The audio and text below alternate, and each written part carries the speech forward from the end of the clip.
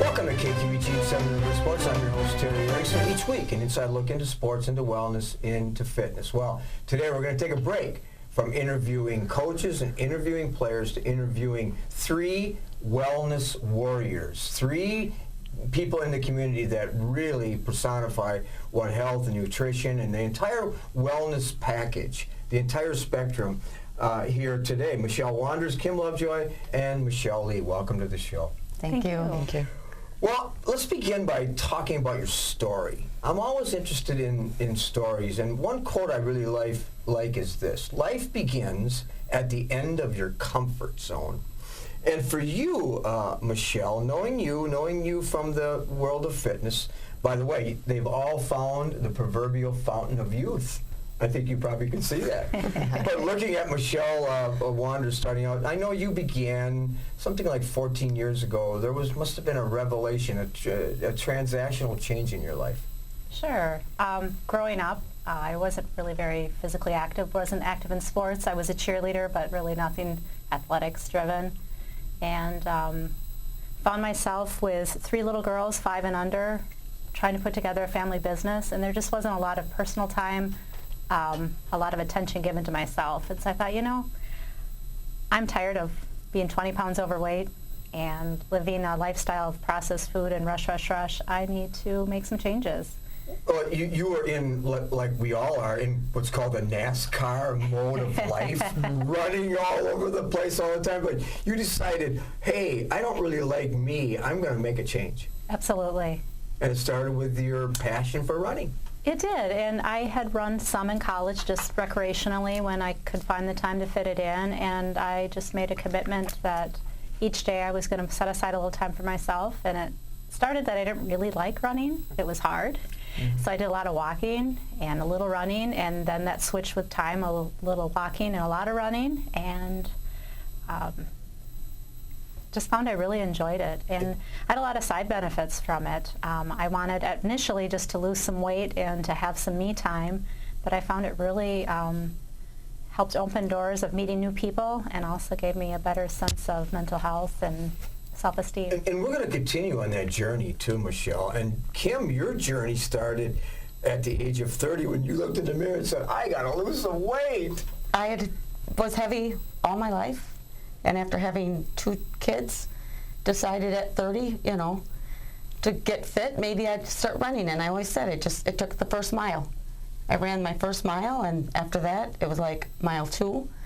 And then finally, did a half marathon, and then at 35 decided I'm going to run a marathon, and ran my first marathon at 35, which was Grandma's Marathon, and came in under 4 hours, and I was hooked. And so you really personify that life begins when you leave your comfort zone, because you left your comfort zone. Yep. And you took your journey into the unknown. Yeah. Was that scary? Yeah, I think I was so nervous going to do that marathon, because I kept thinking, what if I don't make it? But I told myself that day, if you have to walk, you have to walk. But I was determined. I just kept going 1 mile after another, and I finished, and it was, like I said, it was changing from there on. And Michelle, knowing your family, you're really, I guess you entered the world of fitness as an accomplished high school athlete. Yeah, I started with track in high school, and also with volleyball, and really enjoyed it. So then I went to college at UWL, and a friend of mine said, just go out for track. And I thought, I'm not good enough. Well, I went out and I loved it, and was able to, my sophomore year, I went out for cross country and was able to make nationals that year. So that was really, really exciting. Well, I guess so. Yeah. All of us have, when you go back down that proverbial path into your life and you reflect and so on, we all have had people that have inspired us. Who inspired you? I would say I have a high school coach that was with us for 4 years for volleyball and track, and he was always a very positive role model and just a good person, and always encouraged us. So. And you've taken that and inspired many, and we're going to discuss that. And I know, Kim, knowing you, knowing your family, knowing being a friend and so on, there must have been somebody that encouraged, inspired, and then really were part of your journey. For me, I would say it was having my kids. and I wanted to be healthy for them. I wanted to be able to be active, and I kept them active in activities. I wanted to be able to keep up with them and be active like them. And health is a big part of who you are, Mischelle, too, and your family. Knowing your family like I do, they're into the same kind of wellness. But was there somebody that really encouraged you and said, Mischelle, you can accomplish this? I guess I'd have to say my husband, in all honesty. When we met in college, he was a wrestler at UWL and faced a lot of adversity during that time with some injuries, and found himself not able to pursue and go any further with something that he'd always known and loved. And later he found biking, and he's always been my biggest fan and my biggest cheerleader, and always took the girls for me whenever I wanted to go out and exercise, and never made me feel bad about taking the personal time. You know, the fact of the matter is sedentary lifestyle is still prevalent in this society, as we all know, and 500,000 Americans struggle with heart attacks each and every year, and 80 million people, adults, have some sort of cardiovascular disease and so on. But a lot of people are maybe like you once were, maybe don't have the confidence, don't have the inspiration, don't have the encouragement, don't have the knowledge, and they just they struggle mentally and physically to take that first step, to get that baseline, and then embark on the journey that you three have taken. What advice would you give to people that want to be physically fit like you, Mischelle?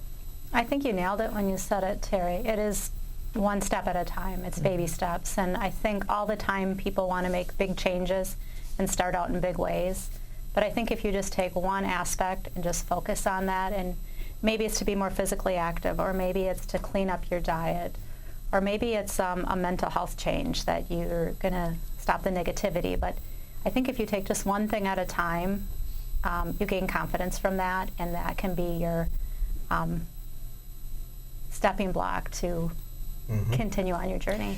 And Kim, I know that a lot of your friends you've sort of changed maybe, and your friends are people that are involved in fitness too, but there's a lot of people that could, knowing your story, you could inspire them.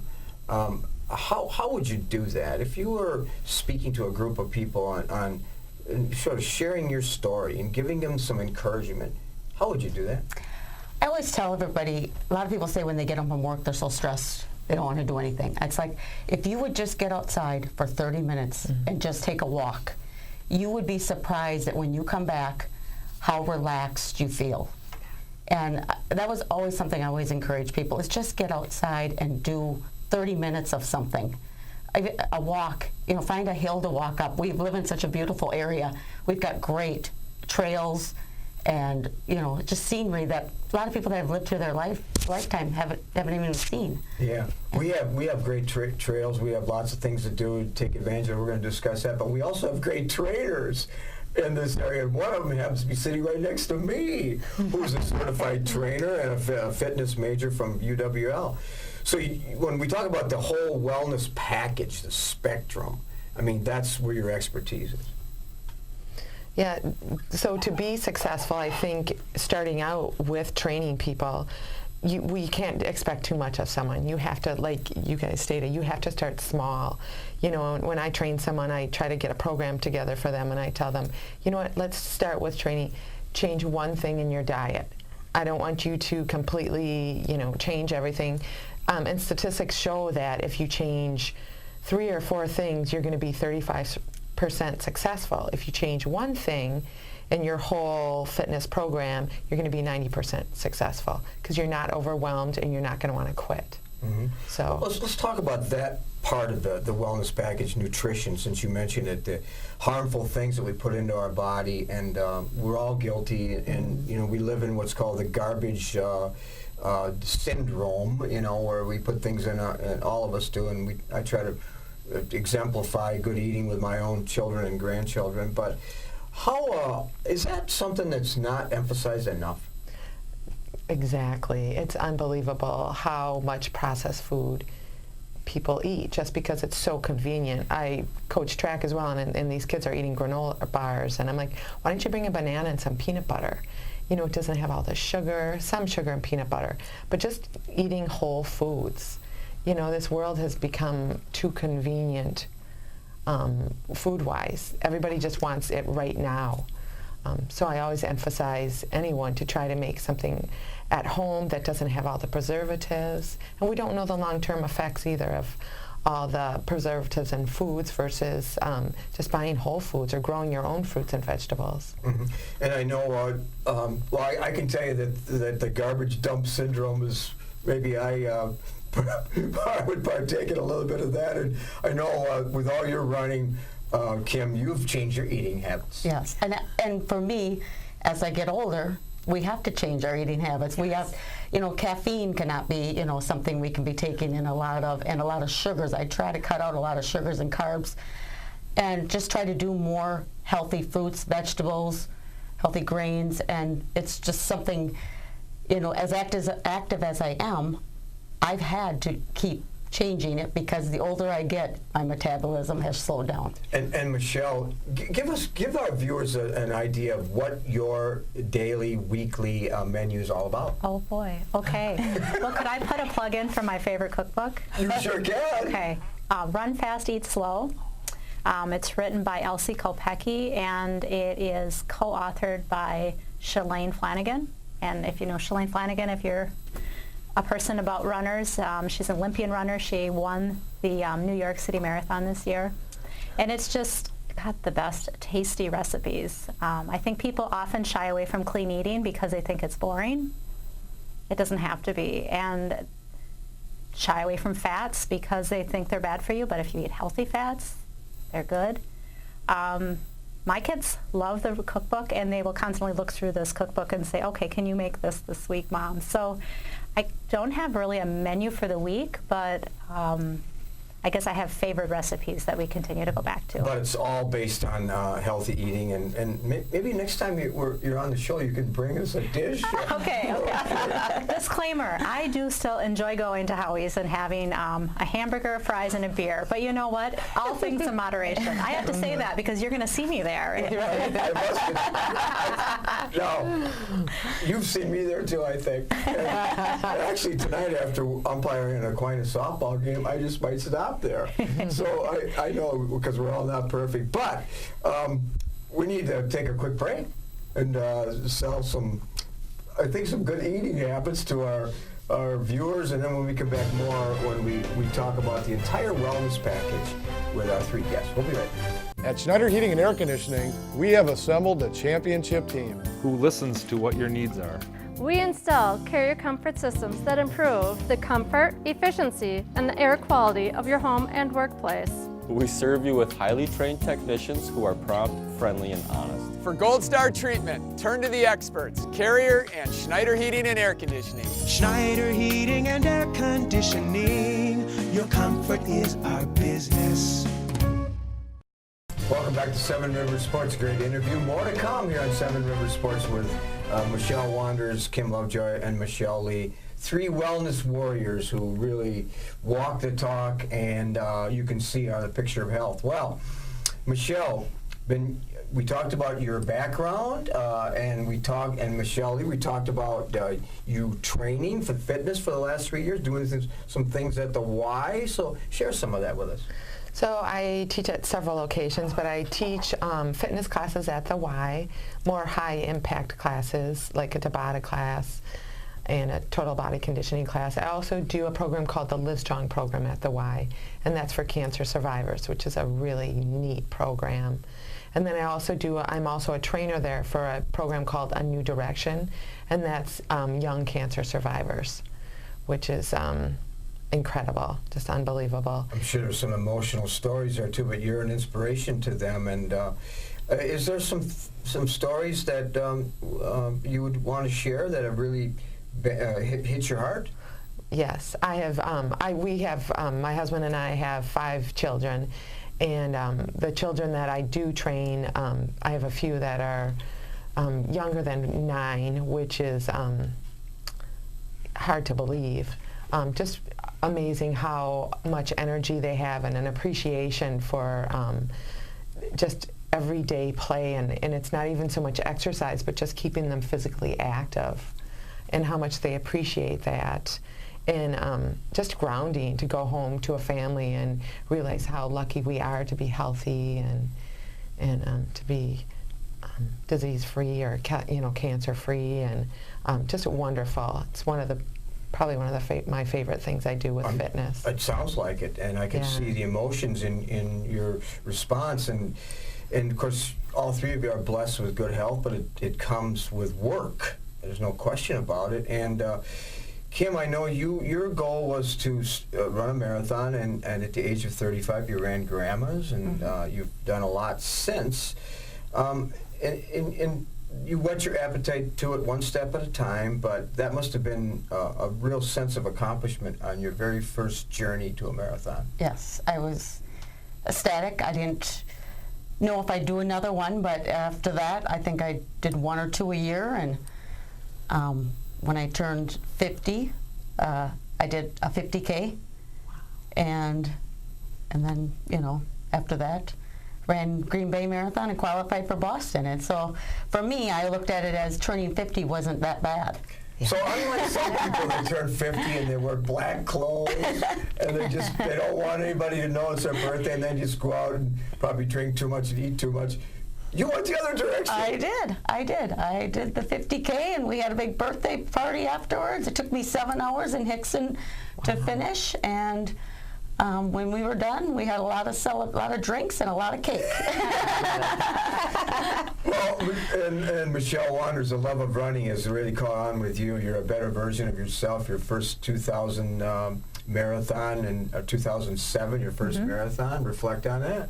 Sure, it was at Chicago, and I trained for the first marathon with a real close friend, and just loved that opportunity. Never knew I could run for more than 2 hours at a given time. And so I went to the marathon with just the hope of finishing. And like Kim had mentioned, if I had to walk, I would have to walk. And I never had to walk, but didn't have any blazing time, but sure enjoyed the process. But when I finished, I thought, now I want to qualify for Boston. It just gave me more of an appetite for more. And you did, but prior to that, you suffered a setback. A little bit, yeah. So I ran another marathon with hopes of qualifying and missed it by quite a bit, 14 minutes. But I wasn't deterred. I wasn't really disappointed. I just thought I don't have the right formula to get the job done. And then I had a few setbacks with some medical things that really made me feel like, boy, I don't know if I'll ever realize that goal of qualifying, and was it really meant for me to do? And just some searching for a period of time. But let's jump to a couple months ago. Okay. Our family's been blessed to be out in Boston watching our daughter, who's an elite runner, running the Boston Marathon. And I followed the both of you in that less than desirable weather, by the way. And so that experience in itself, can you even put it into words, Kim? It is so hard to put into words. I mean, I still get emotional thinking about it, because for me, it wasn't about the running. It was about mentally staying in the race, because the conditions were just horrible. But was there ever a time where it's like, I don't think I can finish this? Yeah, at mile 10. I actually thought, I don't think I can keep going. But I knew of all the people back in Wisconsin that were watching me. Including me, by the way. Yeah, and I was like, I'm not going to stop. I'm going to keep going. So the mental is to the physical as 4 is to 1, an old quote, meaning 4 times more important mentally than it is physically in many cases. And was there ever a point, because you ran in the same race, I'm not sure if you ran together, but you ran in the same race, and again, when I saw the forecast, it was like, uh-oh. And did you ever hit the wall? No, I was going too slow to hit the wall. It came to race day, and I kept checking the forecast, and I thought it can't possibly get any worse, but it did, and it did again. And so I decided, it came to that day, I thought, I've worked way too hard to not finish this race and not to enjoy my opportunity. So I tucked my watch in my sleeve, and I just put a smile on my face and just took it in as best I could, and the fans, and Kim can attest to this, were absolutely amazing and inspiring. And I looked at the famed streets that I had read so much about and had dreamt about, and I was there, and that's what mattered. You were there. Now, here's a quote I really like. No matter how slow, you said you were a slow runner, no matter how slow you go, you're still lapping everybody on the couch. Well, sure. And at mile 10, that must have been quite the mile, because I think you saw it as well. Someone was holding a sign that read, "You have now traveled farther than the Kenyans." And at the time in the race, you're like, what does that mean? Well, when we finished, we learned that the Kenyans had dropped out. Oh, because of the weather? Because of the weather, You're kidding. yeah. So, Well, you know, I love science too, and I still run a lot of races at my age. And two signs I liked the best were in Green Bay when I ran there in the marathon. One was, you talk about the mind. Now, in your mind, you're a Kenyan. Which is really, because the Kenyan is the fastest in the world. Another was a sign of an older lady, heavier lady, held a helpless sign. She said, it went like this: "You think you're tired? I've been holding this sign for 2 hours." I love it. But Aristotle said something that kind of reminds me of you. Remember Aristotle? A long time ago? Yeah. He said this: "We are what we repeatedly do. Excellence, then, is not an act, but a habit." And you've turned your experience and your degree into having it as a lifestyle, as a habit. Right. And you show that, and that's kind of who you are. Is that something that you continue to improve upon? Yes, and people always ask, what's the magic bullet? What's the magic secret to staying in shape and getting in shape and continuing to do it? Because I always tell people, we're not going to do this for 2 months. We're going to do this forever. Just consistency. You know, consistently eat healthy, consistently exercise. And people are too ready to give up right away. 2 months, I'm done. I just say, no, let's make this a lifestyle habit.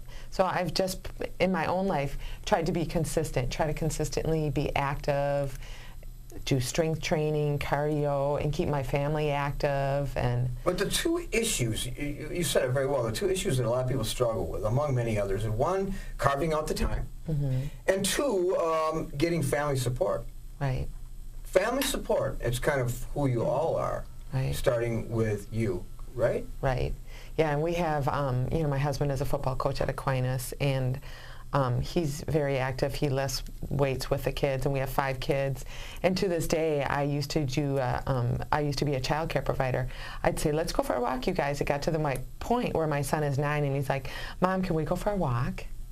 Like that, we just keep it in our lifestyle, and that's what I encourage people to do. Involve your family. Say, let's all go for a walk, or can we go for a bike ride, or just trying to be positive and stay healthy together. A good run, Kim, is like a cup of coffee. I'm a lot nicer after a good run than I was before the run or the coffee. Is that you too? Yeah. I feel better. If I didn't have, you know, if the run wasn't good because maybe I'm not, you know, I'm injured, or, you know, I maybe not come back as happy as I, you know, want to be. But if I have a good run and I've released a lot of stress and a lot of, you know, anxiety in my life, you know, coming back, it's a lot easier to move on and go on for the next day. This final quote kind of really is talks about all of you, but I'll direct it to Mischelle Wanders. And it goes like this: we start our workouts with a group of people, and we finish as a group of friends. Because your friends and people you work out with and run with and so on, they've become close friends to all of you, but you in particular, I see your friends when you're around in the community, and they're also wellness warriors. I'd have to say my best friends are the girls that I run with. A funny aside, we reference ourselves, our core group of running friends, as the monkeys. And it came from a conference that we went to once, and it said, you know, in this world it's tough, but we need our monkeys by our sides, the people that we laugh with, that we cry with, that we rejoice with. And that's probably the biggest benefit I've got, all things aside, is the group of friends that I've gained. Yeah. And we motivate and support one another and keep each other on the road running. Well, you've all been inspired by a group of friends, and I'm inspired by you, and you found, and now for our viewers, we have found in this community the Fountain of Youth. And it's right here on the set. You've created the blueprint for wellness, and we appreciate that. So our guests today, again, Mischelle Wanders, Kim Lovejoy, and Mischelle Lee. Without, I'm sure our viewers know this, it has been a pleasure to have you on the show. And I hope you've inspired our viewers, because you've certainly inspired me, so thank you. Thank you, Terry. All right. We'll be back with some closing thoughts. At Schneider Heating and Air Conditioning, we have assembled a championship team Who listens to what your needs are. We install carrier comfort systems that improve the comfort, efficiency, and the air quality of your home and workplace. We serve you with highly trained technicians who are prompt, friendly, and honest. For Gold Star treatment, turn to the experts, Carrier and Schneider Heating and Air Conditioning. Schneider Heating and Air Conditioning. Your comfort is our business. Welcome back to Seven Rivers Sports. Well, I just returned from the Wisconsin Basketball Coaches Association All-Star Games in Wisconsin Dells, where a record amount of money was raised for the Milwaukee athletes against childhood cancer. Each and every year, that particular group is the beneficiaries of all the funds raised during the All-Star Week. We were very well represented on the girls' side. Modessa Collins and Kaya Steiner from Aquinas. Sydney Johnson from Hillsborough. Two outstanding athletes from Bangor, Jacqueline Freet and Emma Whitmerhouse, as well as coaches Merlin Olson and Tom O'Hearn from Bangor. Equally represented well on the boys' side. C.J. Siegel from Logan. Noah Skifton did well in his performance from Onalaska High School, along with Chris Thompson from GET. Ethan Anderson, been on our show, by the way, Black River Falls. Conley Malone, also on our show from Aquinas. Noah Allen participated from Seneca, and Luke Reeder and Caleb Medina, classmates, teammates from Bangor, along with coaches Brad Shopper and Mark Lersch from Luther, all part of the WBCA All-Star Games.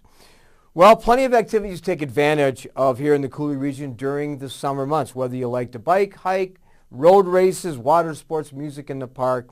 Take advantage of the great weather and get involved in these activities. Coming up in just 2 weeks, July 4th, the Firecracker 4-mile race to benefit the Children's Museum as well as the Autism Foundation. Hope to see you at that event. We continue to broaden our list of guests as we look for ways to improve this show, Seven Rivers Sports. If you have a suggestion for an upcoming guest, please contact us here at the studio. Check your local listing, as each week we bring you Knights of Thunder Racing Thursdays and Sunday nights at 7 p.m.